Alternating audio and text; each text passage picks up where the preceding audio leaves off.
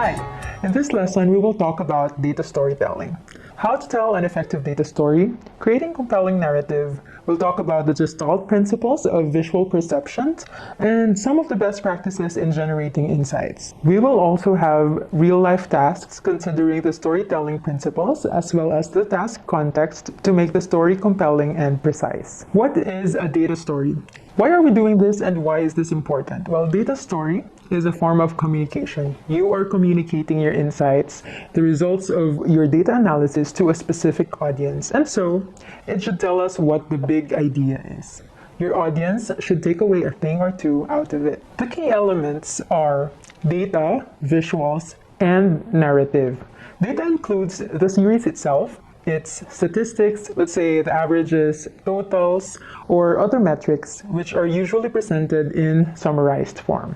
Next is the visuals. In the past lessons, we have learned how to create and choose the right visuals. And another equally important element is the narrative. Your data and your visuals will be wasted if not presented in an effective narrative. So in this lesson, we will try to discuss how to create a compelling narrative for your data story. But before that, let us take a look at some of the examples of visuals that we have seen online. The first one is this one, the chart on residential real estate index, with many overlapping lines. And at first glance, it is not easy to comprehend what the chart is trying to show. But if you will look closer, you will see that all the lines relatively increased over time. The title has another data point, which is Q1 2014 equals 100. But we are not sure how relevant this is in the visual. Choice of colors too can be improved, and we will learn in this lesson how to do that. The next one is employment rate by region. This is a neat visual actually, with good choice of color. Aside from the side-by-side comparison, we can extract some other useful information here easily, only if we have arranged the columns accordingly.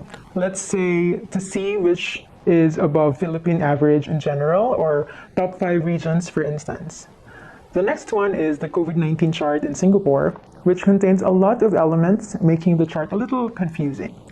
If the goal here is to compare discharged patients over time, putting it in the same chart with new cases makes the chart cluttered. Or if the goal is to check the proportion of discharged patients, this may not be the right chart. So we will talk about how to navigate through these kinds of questions, what makes up a poor data story, and some tips on how to create an effective one.